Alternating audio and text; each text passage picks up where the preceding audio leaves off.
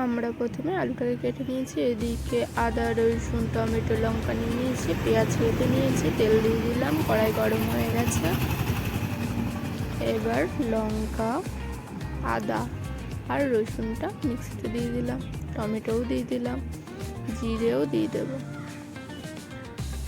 থেকে গরম হয়ে গেছে তেল, তাই আলুটা আগে দিয়ে দিলাম, তারপরে জিরে আর ধনে দিয়ে, ধনেটা আমরা নাও দিতে পারেন, আমার ইচ্ছে হলো তাই দিলাম।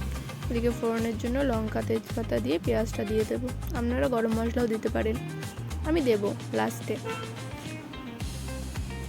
ব্যাস হয়ে গেল। মাংসটা এদিকে ধুয়ে রেখে দিয়েছি, আলু ভাজা আছে, মশলা করা হয়ে গেছে, এবার পেঁয়াজটা ভাজা হয়ে গেছে।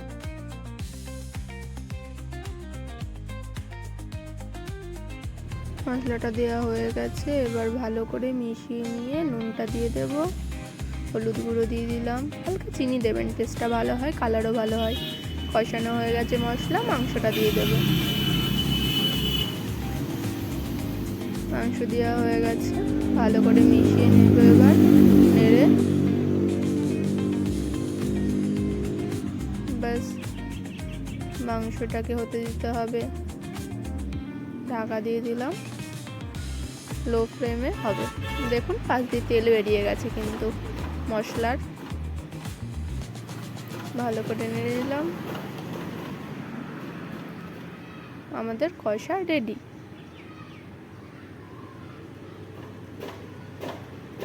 ব্যাস।